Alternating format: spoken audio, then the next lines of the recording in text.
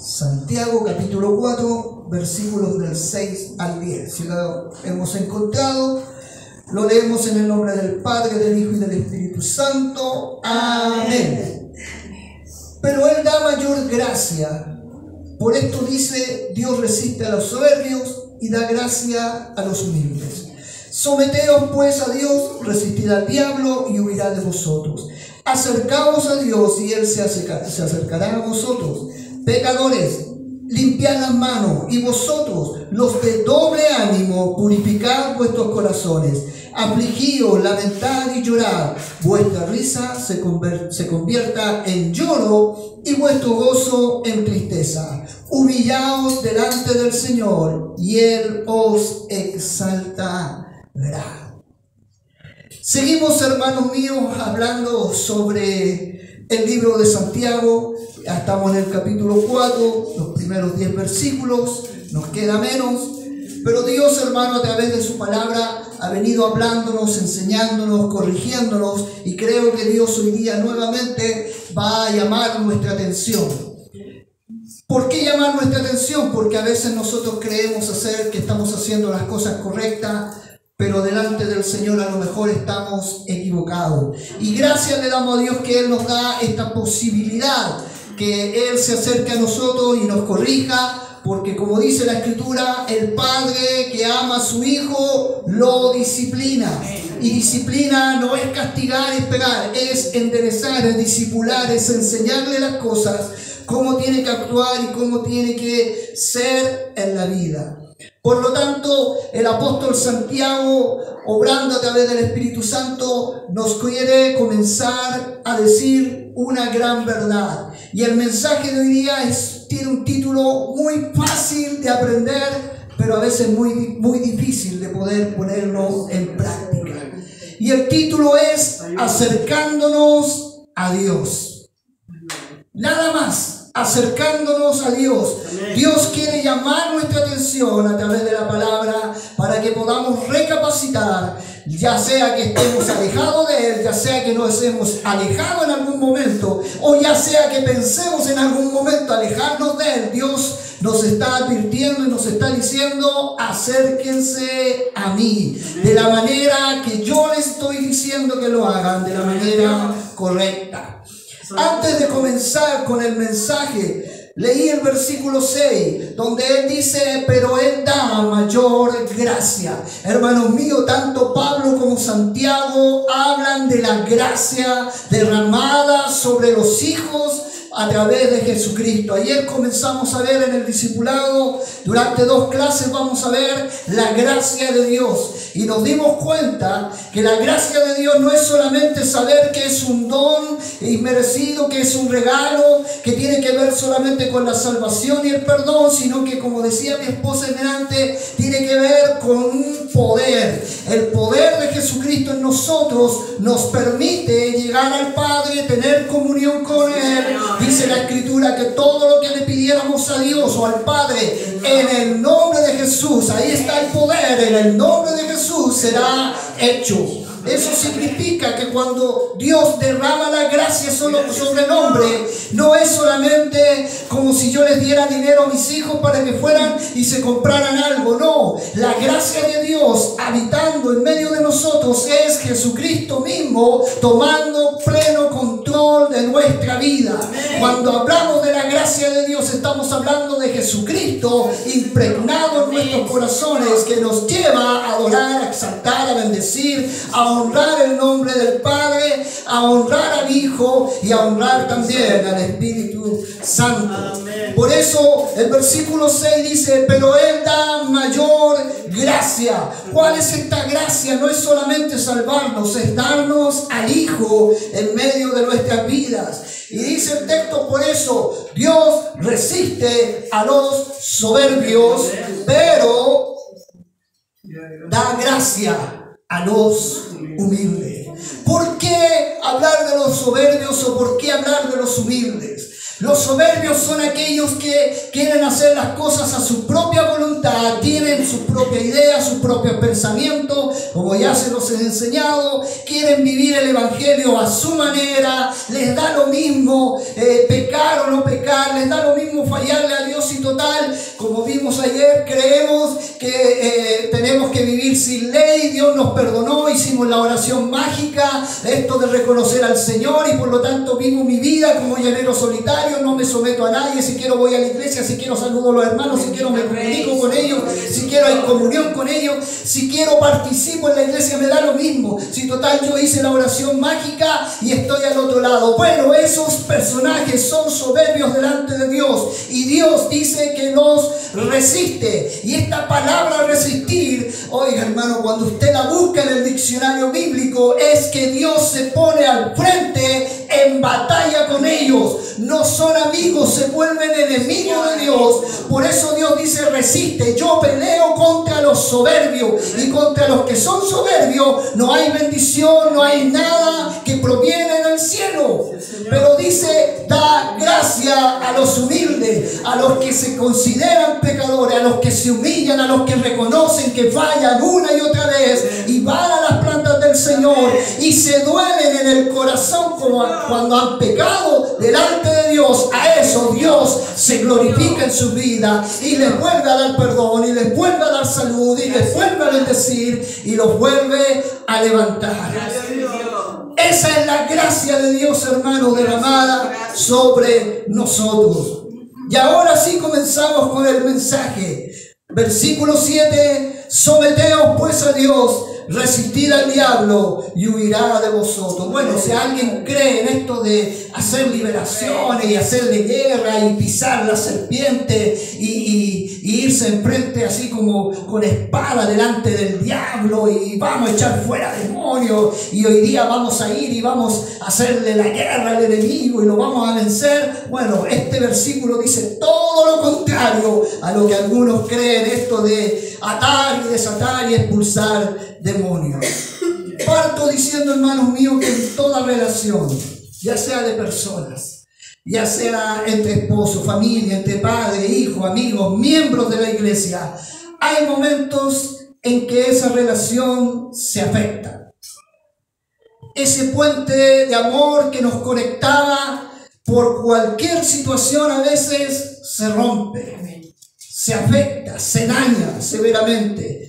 Y cuando eso sucede, hermanos míos, es nuestro deber, como esposos, como padres, como hijos, como hermanos, lo importante es poder restablecer ese puente, esa comunión.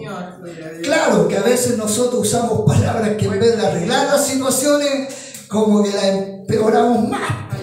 Sobre todo los hombres somos mandados a hacer para eso. Bueno, las mujeres también, si no se quieren atrás. Buscamos las palabras como para arreglar la situación, y en vez de arreglarla, como que la embarramos más, porque no tenemos ni idea de cómo decir las palabras. De eso mismo nos trata el pasaje que estamos viendo. Aquí hay un problema serio en la iglesia, hermanos míos. Y lo hemos visto a través de los otros mensajes: peleas agresivas, las lenguas, las disensiones, los conflictos. Recuerden cuando comienza el capítulo 4, versículo 1, ¿de dónde vienen las guerras y los pleitos entre ustedes? ¿De dónde vienen los conflictos? De sus propias pasiones, de sus propios corazones, ¿cierto? ¿Cuál era el causante de todos estos conflictos? Nuestro corazón. Bueno, hermano mío, de eso nos está hablando, o nos va a comenzar a hablar Santiago. Muchos estaban poniendo su corazón, ya sea en las cosas de Dios y en las cosas del mundo. Y aquí tenemos un grave error: o colocas las cosas en tu corazón en las cosas de Dios, o colocas las cosas, o tu corazón en las cosas del mundo. No puedes tener ambas. O tienes a Dios o tienes el mundo. O sirves a Dios o no lo sirves. Así de sencillo. El versículo 4 dice: cualquiera pues que quiera ser amigo del mundo se constituye automáticamente enemigo de Dios. Y ahí viene nuevamente la expresión: Dios resiste a los soberbios. Porque cuando nosotros queremos buscar las cosas del mundo, los placeres del mundo, los deleites del mundo, nos estamos volviendo enemigos de Dios. Por lo tanto, somos soberbios. Y a los soberbios Dios no los acepta.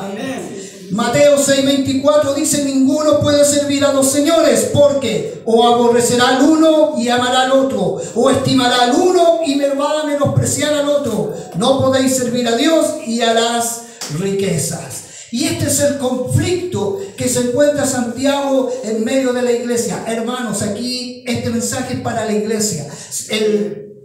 Toda la carta de Santiago es para la iglesia, no es para el mundo. Por lo tanto, cuando la Escritura dice acerquémonos a Dios o busquemos de Dios, no le está diciendo al mundo, le está diciendo a la iglesia. Ténganlo claro. ¿Ya?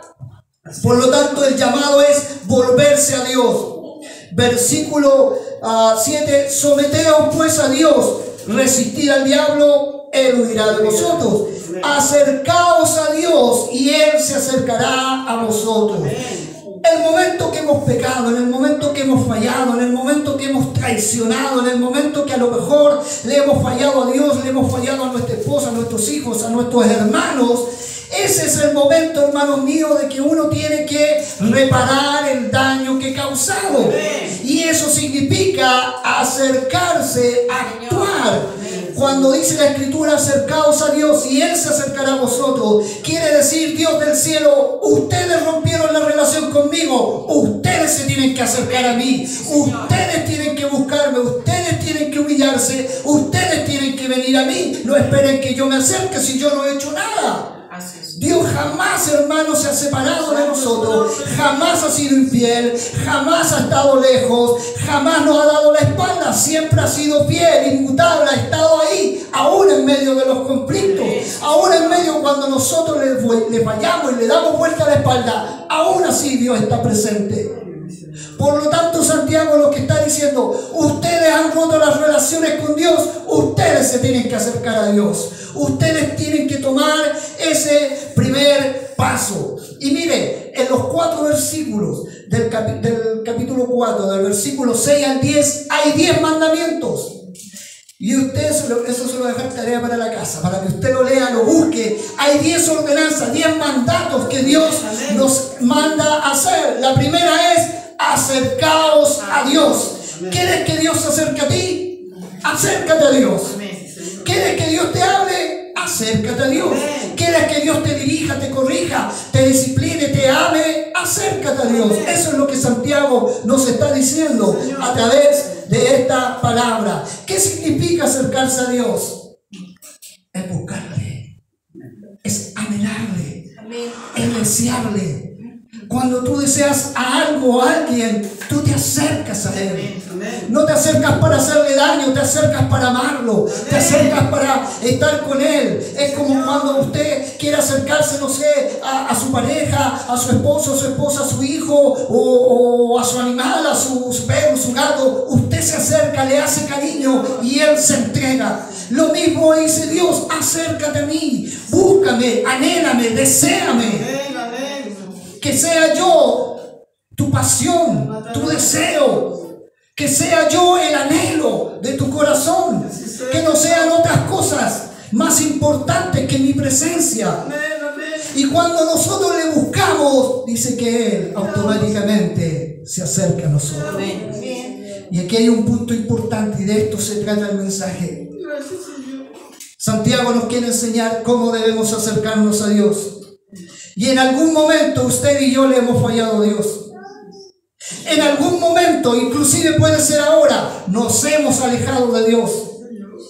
En algún momento, y vuelvo a decirlo, puede ser ahora, nos hemos enfriado espiritualmente. Y usted me va a decir: pastor, yo estoy en la iglesia, aunque esté en la iglesia. A lo mejor hoy día puede que estemos hasta con nuestro corazón enfriado. No hemos sentido la presencia, no hemos sentido su abrazo, no hemos sentido su amor. Golpeamos y no escuchamos que nadie nos abre la puerta. Hablamos y no escuchamos la voz de Dios. Es que a lo mejor nuestro corazón lo hemos enfriado. ¿Qué debemos hacer? Algo tan sencillo, pero que nos cuesta, y es volvernos a Dios. ¿Y cómo lo hacemos? Aquí Santiago nos dice cómo debemos hacerlo. Y lo primero que quiero que usted entienda es que Santiago nos hace ver un contraste en los 5 capítulos, Santiago nos demuestra un contraste tremendo. Primeramente, nosotros somos débiles. Amén. Y Dios es fuerte. Amén, Señor. Nosotros, hermanos, somos orgullosos. Y Dios es condescendiente. Sí, Señor. Nosotros erramos, pecamos, fallamos. Él es infalible. Amén. No se equivoca nunca. Gloria a Dios. Nosotros cambiamos constantemente. Hoy día podemos decirle sí, mañana podemos decirle no sé y pasado mañana podemos decirle no. Pero Dios no cambia. Dios es inmutable, no cambia, permanece siempre. Nosotros somos provocadores, Él es indulgente. Sí, Señor. Nosotros, hermanos, somos humanos y nos enfermamos. En Dios siempre hay bien. No hay una enfermedad, no hay nada, porque la enfermedad proviene del pecado de Adán y Eva. Bendito mi Señor. Y aún en medio de nuestra enfermedad vemos la bondad de Dios. Amén. El pecado, hermanos míos, busca entrar a nuestro corazón. Y yo quiero que usted entienda esto. La gracia de Dios, Jesucristo mismo, cierra la puerta. Y la Escritura dice que cuando Él cierra la puerta, nadie la abre. Y cuando Él la abre, nadie la puede cerrar. Porque aún la gracia es mayor que el pecado, que el diablo y todo lo inmundo que puede existir en el mundo. Dios es poder. Señor. Y ahí tiene el caso del arca de Noé. ¿Quién cerró la puerta? ¿Quién fue el que cerró la puerta cuando entraron los animales y iba a venir el diluvio? ¿Quién la cerró? ¿El hombre? ¿La multitud? Dios la cerró, hermano. Y los hombres intentaron abrirla y no pudieron. Y el mar quiso a lo mejor abrirla y no pudo. Porque Dios, hermano, la gracia de Dios es que cierra la puerta cuando el pecado quiere entrar. Santo es su nombre. Gloria a El pecado, hermanos míos, Él mata a Jesús. nos hace caer a veces y pone su pie en medio de nuestro cuello hasta asfixiarnos. Pero gracias a Dios que tenemos a Jesucristo, Bendito. que es la gracia, Él viene a nuestro rescate. Amén. El pecado puede subir como el diluvio en el arca de Noé, pero la gracia de Dios, hermanos míos, cabalga sobre las cimas de las montañas como el arca. ¿Y por qué hablar de esto? Porque sin la gracia no somos nada. Así es, Señor. Sin Jesucristo no somos Nada nada. de Dios. ¿Cómo podemos volvernos a Dios? Lo primero que dice el versículo 8, dice: acercaos a Dios y Él se acercará a vosotros. Pecadores, limpiad las manos, y vosotros los de doble ánimo, purificad vuestros corazones. Afligíos, lamentad, llorad, vuestra risa se convierta en lloro y vuestro gozo en tristeza. ¿Saben lo que significa en pocas palabras esos 2 versículos? Genuino arrepentimiento. Sin arrepentimiento no nos podemos acercar a Dios. Señor, amén. Este versículo es increíble. ¿Y sabe por qué? Porque nos enseña lo que es el genuino arrepentimiento. El arrepentimiento no es solamente decirle: oh, lo siento, Señor, perdóname, y me voy a mi casa como si nada. Oh, perdóname, hijo, por fallarte. Gracias, un besito, listo, me voy. No, a veces tenemos ese concepto de arrepentirnos. Ah, perdóname, Señor, por mí y por todos mis pecados. Listo, se acabó la oración. No, hermano mío, Dios quiere y desea de sus hijos un verdadero y genuino arrepentimiento. Santiago nos dice que si le hemos fallado a Dios, volvamos a este genuino arrepentimiento. ¿Y en qué consiste? Lo primero es en dolernos por el pecado. Sí, Señor. Cuando le fallamos a Dios y queremos volver a Él, nos tiene que doler el haberle fallado a Dios. ¿Y sabe cómo lo demuestra Santiago? Dice: afligíos, que se duela tu corazón, aflígete por haberme fallado a mí, al Dios poderoso, y lamentad y llorad. Que el pecado no sea solamente una delicia, que sea algo que te duela. Haberle fallado a Dios. Y esto es lo que nos hace falta hoy día: arrepentirnos genuinamente, afligirnos por haberle fallado a Dios, aunque sea lo más pequeño, afligirnos en haberle nos duela, hermanos míos, haberle fallado a Dios. Vuestra risa se convierta en gozo. Para el mundo pecar es gozo, es placer. Y aquí Dios dice lo contrario, que esa risa se convierta en lloro. Y que vuestro gozo se convierta en tristeza por haberme fallado.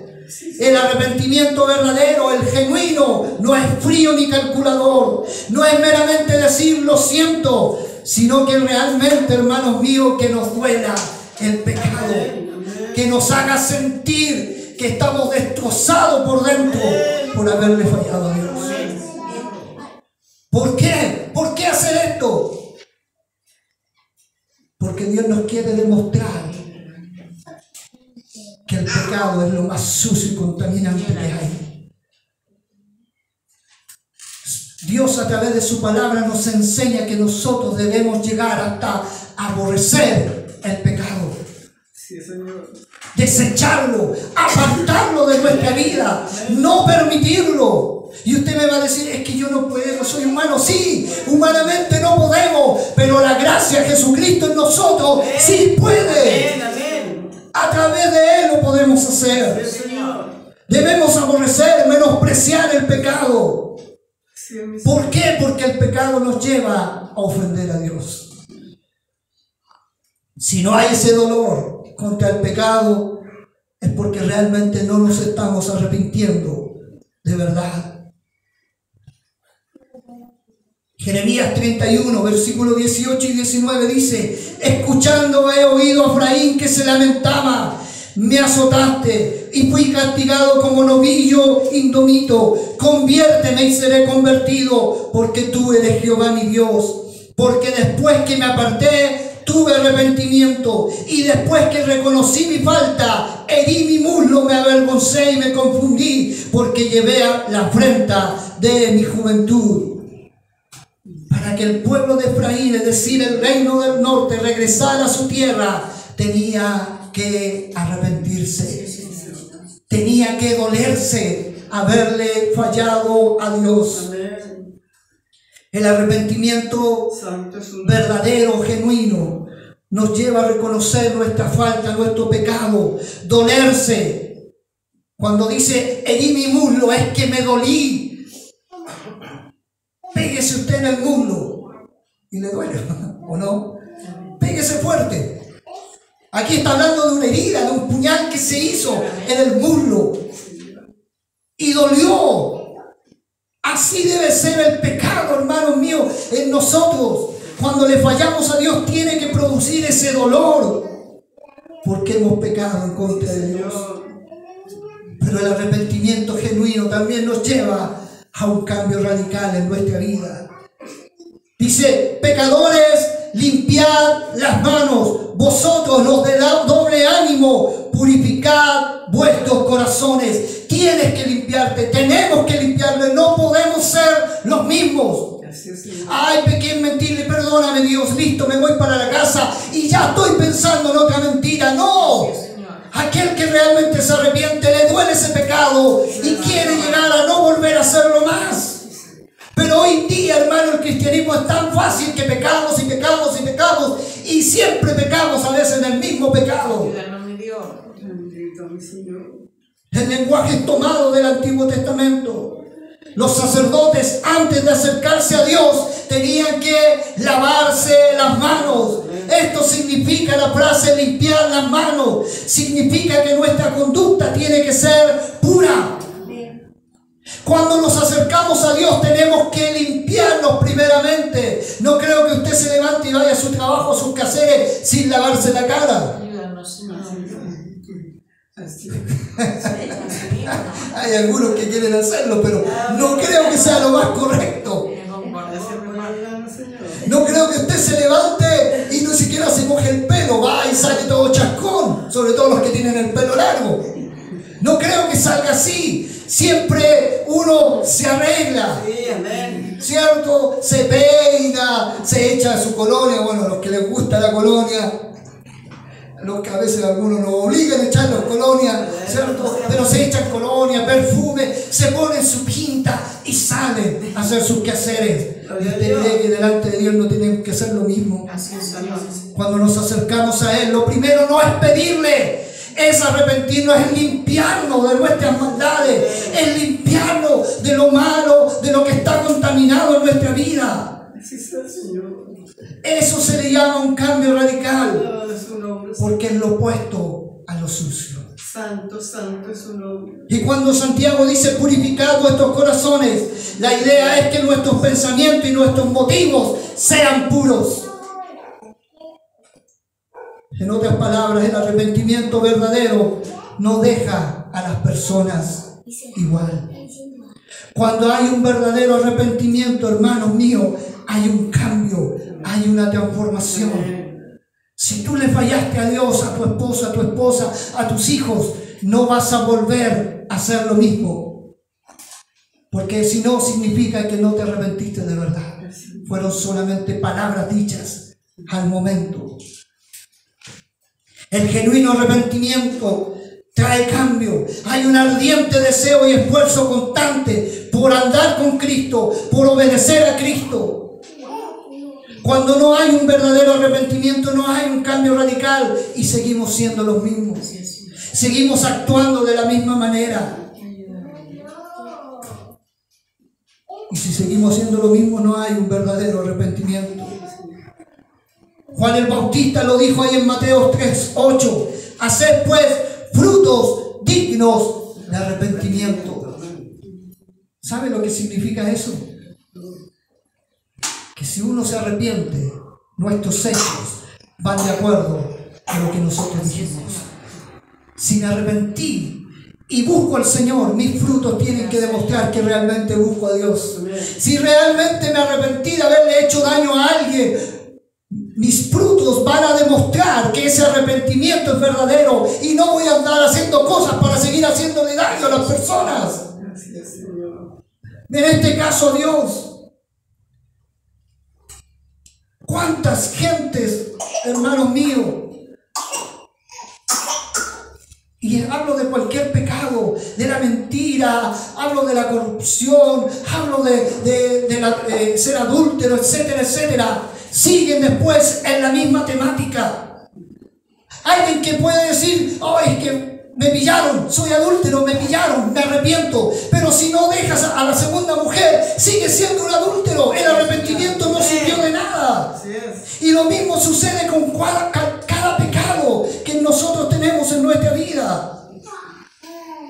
Santiago nos dice que para acercarnos a Dios, luego que le hemos fallado, lo primero que tenemos que hacer o tener es un corazón arrepentido. Así sea, Señor.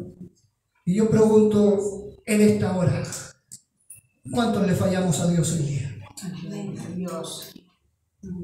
¿Y se arrepintió? Jesús. Y si no se arrepintió, es el momento. Por eso Dios nos está advirtiendo. El primer paso para acercarnos a Dios, cuando le hemos fallado, es arrepentirnos. Pero el segundo punto, el segundo caso para acercarnos a Dios es obediencia voluntaria. Someteos pues a Dios, resistid al diablo y huirá de vosotros. ¿Sabe usted lo que significa la palabra someterse? Significa ponernos bajo la autoridad de otro. Usted quiere vencer las tentaciones, quiere que el enemigo salga huyendo. Y usted me va a decir a lo mejor, no, si eso no se puede. La Escritura me está diciendo que sí se puede. Pero para que eso suceda, usted y yo nos tenemos que someter bajo la autoridad de Dios. Amén.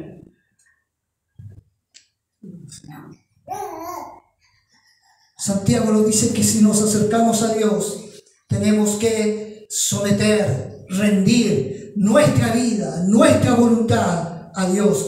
Es reconocer que Dios es el dueño y amo de nuestra vida. Es reconocer que nuestra vida le pertenece solamente a Dios. Que Él es el dueño de mis actos, no yo. Ya usted ni yo no nos mandamos solos. Él nos manda.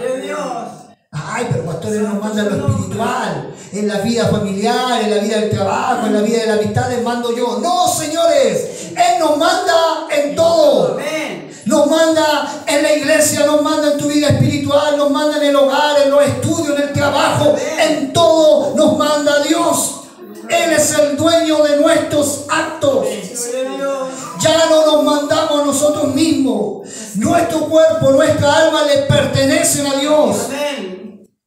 Suena bonito, pero a veces no lo hacemos. Gloria a su nombre, Señor. Jesús con su muerte compró todo nuestro ser. Primera de Corintios 6:20 dice, porque habéis sido comprado por precio. ¡Ay, qué bonito! Pero sigue el texto. Glorificad pues a Dios en vuestro cuerpo, en vuestro espíritu, los cuales son de Dios, porque Dios los compró. Por lo tanto, mi vida, su vida no nos pertenece.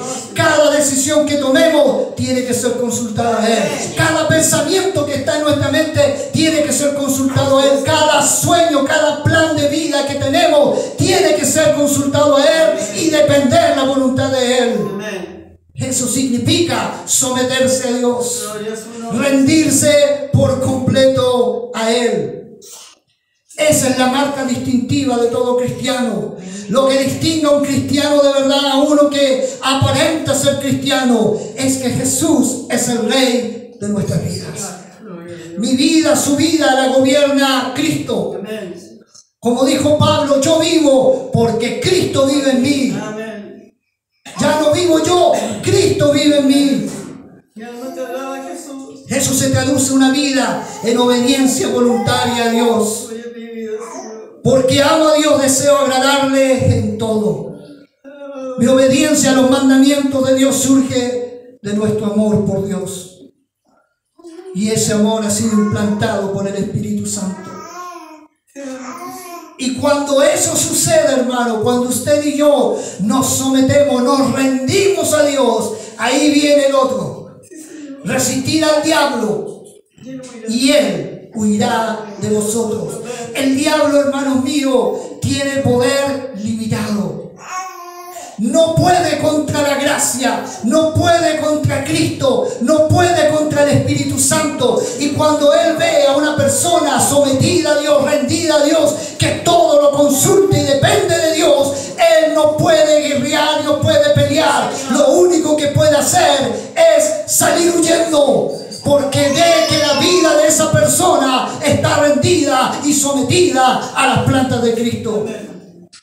Aquí no se trata de que usted le grite y que le mande versículos bíblicos y empiece a darlo. No, la manera de resistir al diablo es humillarse ante las plantas de nuestro Dios y dejar que Él tome pleno control de nuestra vida. Y cuando Él toma pleno control de nuestra vida y el otro quiera tentarnos, no va a poder. Cuando quiera hacernos caer, no va a poder, porque va a ver que el Espíritu Santo tiene control completo de nosotros. Así es, Señor. Satanás está más preocupado de hacerle caer a usted y a mí que los del mundo. Está más preocupado de hacernos caer a los hijos de Dios que a los del mundo. ¿Cómo lo combatimos? Resistiéndole. ¿Cómo combatimos las tentaciones? Resistiéndole. ¿Cómo combatimos cuando el pecado quiere apoderarse de nosotros? Combatiéndole, resistiéndole. Y eso se logra humillándose bajo las plantas del Señor. Y Dios, hermano, nos ha dado todas las herramientas para poder resistir. Primero, depender de su palabra, depender de la presencia de Dios, depender de la oración, vistiéndonos de toda la armadura de Dios que nos ha entregado a través de su palabra. La fe, la constancia, el amor, el escudo, protegernos a través de su palabra, la mente de Cristo, el Espíritu Santo obrando cada día en medio de nosotros. Sí, mi Señor.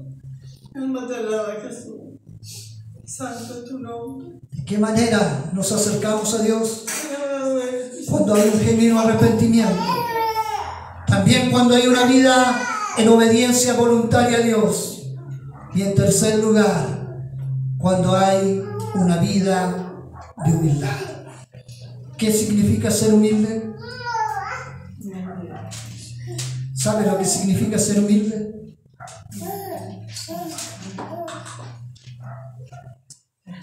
La humildad significa reconocer que todo depende de Él.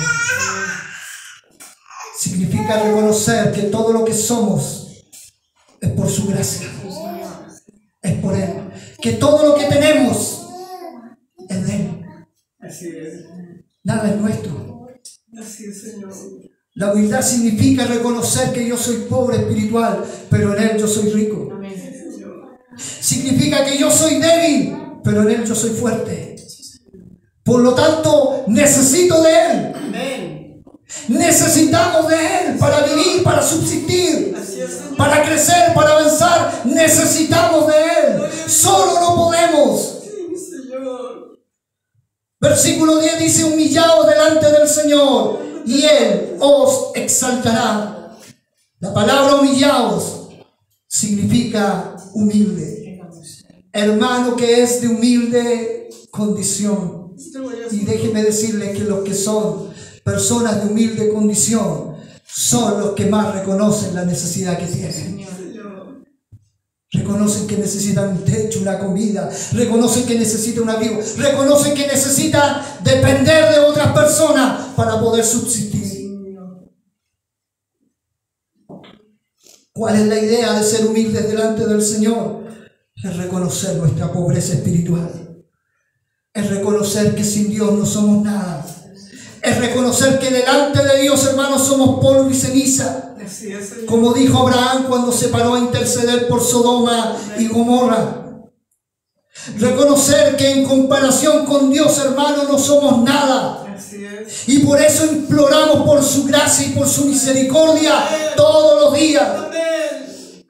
Recordando que no debemos ser orgullosos. Ay, hoy día me levanto porque el trabajo que tengo ha sido gracias a mi esfuerzo, ha sido gracias por la misericordia de Dios. Es reconocer que el teléfono que tienes, oh, me lo compré, gasté a lo mejor 1 millón y gasté un dineral por este gran teléfono, gracias a mi esfuerzo. Es por la gracia y misericordia de Dios que te dio un trabajo y que te ha dado el esfuerzo. Oh, que me va bien en los estudios. Soy el Mateo, qué sabio soy. Es por la gracia y misericordia de Dios que obra en tu vida para que puedas entender las materias. Eso significa, hermanos, reconocer y ser humilde delante de Dios. Es reconocer que a lo mejor te tomas un té con un pan tostado porque no hay más, pero aún así reconoces que la grandeza y el poder de Dios está en tu vida. Porque Dios es tu proveedor. Porque Dios es quien te sustenta. Es porque Dios te levanta todos los días. Por eso, hermanos míos, el humilde es agradecido constantemente. Agradece una y otra vez. Como aquel ciego que le dijo a los fariseos: no sé ni cómo se llama, lo único que sé que ahora antes era ciego y ahora veo y le doy gracias. Por eso la Escritura dice: Dios resiste a los soberbios y da gracia a los humildes. Y eso lo encontramos durante toda la Biblia. Mateo 23:12 dice: porque el que se enaltece será humillado y el que se humilla será enaltecido. Lo mismo dice en 1 de Pedro 5:6: humillaos pues bajo la poderosa mano de Dios, para que Él los exalte cuando fuere tiempo. En otras palabras, no podemos acercarnos a Dios con un corazón soberbio, como si nosotros le estuviéramos haciendo un favor a Dios. Es que voy a hacer un favor a Dios, me voy a acercar a Él. No, el favor lo hace Él a nosotros. Si realmente nos arrepentimos de nuestros pecados, de haberle fallado a Dios, de haberle desobedecido y de haber sido frío con las cosas de Dios, de no haberle amado con la intensidad que Él se merece, de no servir a su iglesia, a la cual Él nos llama que la amemos, de haber quebrantado sus mandamientos, de haber amado al mundo y las cosas del mundo, entonces no podemos acercarnos a Dios con un corazón contrito y humillado. Y la pregunta es, ¿lo estamos haciendo? ¿Nos estamos humillando delante de Él? ¿No estamos reconociendo como pecadores y faltos y que sin Él no somos nada? ¿Lo estamos reconociendo todos los días de nuestra vida? Que lo que tenemos es gracias a Él. Que nuestros hijos son bendiciones gracias a Él. Que Él ha obrado en tantos milagros en nuestra vida solamente por misericordia, no porque lo merecemos. Que Él derramó a su Hijo Jesucristo simplemente por amor. Por eso, hermano mío, aquel que se acerca a Dios tiene que acercarse con un corazón humillado. Y cuando eso sucede, se cumple la promesa establecida en estos versículos. Si nos acercamos, Él se acercará. Si tú le buscas de verdad, Él viene. Si tú le buscas de verdad, Él aparece. Si nos arrepentimos de verdad, Él nos aparece y nos perdona, aparece y nos abraza, aparece y nos levanta una y otra vez más. Y la Escritura dice que si nos humillamos, Él nos exaltará. ¿Y cómo lo hace? La Biblia nos enseña de muchas maneras. Pero aquí hay un mal concepto. Dios nos exalta, nos levanta, nos pone en alto. Que los hombres nos admiren, que la gente nos admire, que vea lo poderoso que somos. No, hermanos míos, cuando la Escritura está diciendo que Dios nos exaltará, está diciendo que Dios limpia nuestros pecados, limpia nuestra alma, nos llena de gozo, nos viste con ropas de salvación. Así Dios nos exalta. Que para la gente no eras nadie, para Dios eres el tesoro. Que para la gente era sucia y contaminada, Dios te ha limpiado y te ha renovado. Y te ha dado vestidura y anillo en el oro, anillo del oro no era, anillo de oro en el dedo, como el hijo pródigo. Y hasta tu nombre, un nombre nuevo te da. Si hemos pecado contra Dios, hay una sola solución. Y Dios nos motiva a venir con Él, con la promesa de recibirnos. Pero tenemos que venir con un corazón contrito y humillado, un genuino arrepentimiento, con un corazón dispuesto a obedecerle libre y voluntariamente. Y esto es posible porque Dios da mayor gracia en Cristo Jesús a los humildes, a los que se humillan delante de Él. ¿Te has alejado de Dios? Vuélvete a Él. ¿Estás alejado de Dios? Vuélvete a Él. ¿Piensas en algún momento alejarte de Dios? Dios te está diciendo, vuélvete a mí. Nos está diciendo, vuélvanse a mí. Y cuando eso suceda, yo me voy a volver a vosotros. Así actúa Dios. Si has roto la relación con el Señor, es el momento de volver a repararla. Y no esperes que Dios la repare, es que nosotros la hemos rompido. Por lo tanto, nosotros somos los responsables de acercarnos y reparar ese daño que hemos hecho. Cierre sus ojos. La manera de volverse a Dios es con un verdadero y genuino arrepentimiento. La manera de acercarse a Dios o de volvernos a Él es que decidamos obedecerle voluntariamente.